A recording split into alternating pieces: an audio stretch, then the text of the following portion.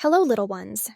You're about to watch one of my videos designed to help you eat less and transform yourself, bringing back a more wonderful time in your life. If you enjoy my content, I kindly ask that you consider donating to my Patreon. I offer a plan starting at just $3, which helps me purchase the equipment needed to create these videos. The more support I receive, the more I can write and dedicate even more effort to improving these videos. Thank you for watching and have a lovely day, little ones. Justin woke up on a Wednesday morning feeling disoriented. It was already 8 a.m. later than usual for him, but he had the week off. As he stretched, he became aware of the awkwardness that had settled in. He was a 26-year-old man, lying in bed in footy pajamas and a diaper, which was soaked. He winced at the discomfort and, in his mind, wondered, "Do I regret this?" Before Justin could finish his thought, Samantha burst into the room, her voice full of excitement. "Who's ready for a big day at the zoo?" she asked, her tone suggesting she didn't expect resistance. Justin felt conflicted. He wanted to protest but hesitated.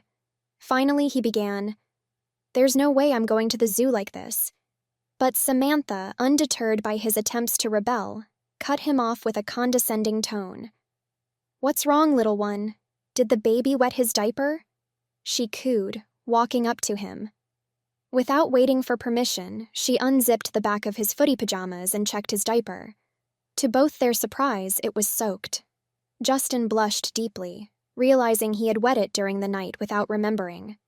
Samantha looked shocked for a moment but quickly regained her composure. "I guess I'll have to change you then," she said casually, as if it were the most natural thing in the world. Leading Justin to the bathroom, she placed a mat on the floor and gestured for him to lie down. As she began the diaper change, she whispered into his ear, "Don't worry, it's a disabled family day at the zoo. Only families with disabled members can attend. I told them you're disabled, so nobody will see you." While her words provided some relief, Justin still felt uneasy about going out in public like this. Before he knew it, Samantha had already finished wiping him down and sprinkling baby powder. The smell was oddly comforting, and the fresh diaper felt secure as she fastened it. "I'm going to dress you in regular clothes today.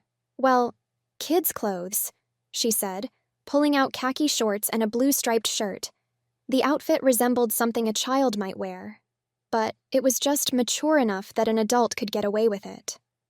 Once dressed, Samantha grabbed his hand and led him downstairs. "We need to have a quick breakfast. Baby woke up late," she teased. She sat him at the kitchen table and poured cereal into a plastic bowl, followed by milk. "Open up, we don't have time," she said, feeding him as though he were a toddler. Too nervous about the day ahead, Justin allowed her to spoon-feed him, nodding when she asked if he was full.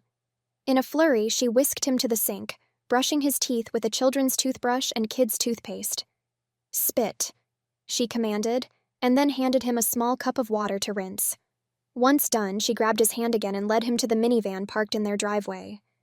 As they reached the van, Justin instinctively went to sit in the passenger seat, but Samantha stopped him. No, little one. Babies don't sit in the front seat. They sit in the back." She opened the back door, revealing a large car seat. Justin stared at it in disbelief. How had she even gotten this? Reluctantly, he sat in the oversized seat, thinking to himself how awkward this day was going to be. Strapped in and ready to go, Justin tried to protest, but when he opened his mouth, only babyish sounds came out. Panic surged through him. "What the hell?" he thought. Samantha didn't seem to notice his internal struggle as she started the car and began singing, "The Wheels on the Bus." To his horror, Justin's hands started clapping along involuntarily. No matter how hard he tried, he couldn't stop himself. After what felt like an eternity, they arrived at the zoo. As Samantha unbuckled him from the car seat, she wrinkled her nose. "Did someone make a stinker?" she teased. "No worries. We'll just change you in the back." Laying him down on a disposable mat in the van, she efficiently changed his diaper, leaving him feeling clean and secure again, though still mortified. They entered the zoo through a special disabled entrance, where the staff greeted them kindly. "Have a lovely day," the attendant said to Samantha, and in a patronizing tone, he added, You too, buddy. To Justin. His cheeks burned with embarrassment. Samantha led him toward the monkey enclosure, asking in a sing-song voice, "What do you want to see first, little one?" Without thinking, Justin responded in a childlike tone, "Monkeys." He was shocked at the sound of his own voice. How was he losing control like this? They watched the monkeys for a while, but Justin's mind wasn't on the animals. It was preoccupied with why this was happening to him. Why couldn't he control his actions or words? After the monkeys, they visited the lion exhibit, where Samantha continued to speak to him like a child. "The lion is the bravest animal in the jungle," she said. Justin wanted to make a sarcastic remark, but all he could muster was, "Big scary cats." The words slipped out before he could stop them. By lunchtime, Justin was exhausted, both mentally and emotionally. Samantha ordered a chicken Caesar wrap for herself and a peanut butter sandwich with a juice box for Justin. As he ate, he found himself making a mess, getting peanut butter all over his face. Samantha sighed and wiped him clean with a wet wipe, further cementing his role as the baby in this bizarre scenario. The rest of the day was a blur. They visited the aquarium, where the sound of water triggered another accident. Too embarrassed to say anything, Justin endured the discomfort. Finally, as the zoo was closing, they headed back to the van.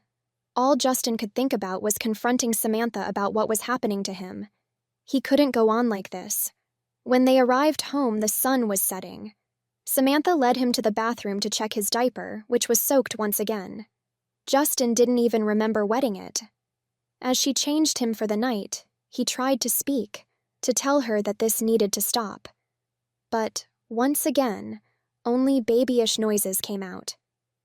Samantha smiled and patted his head. "Tomorrow is another big day," she said. As he lay in bed, Justin felt a growing sense of dread. He was regressing faster than ever, and if something didn't change soon, he wasn't sure he'd ever be able to go back to normal. Tomorrow was Thursday, and the clock was ticking. Thank you for tuning in to this edition of Mommy Sarah's Story Time. If you enjoyed the stories, please support the channel by liking and subscribing. Remember, my channel is not monetized, and I write most of the content myself. On occasions when I don't, it's sourced through emails from trusted contacts. Please feel free to like, share, and subscribe. If you're able to, consider making a donation to support our channel. Your support means a lot. Thank you so much for watching, and I look forward to sharing more stories with you.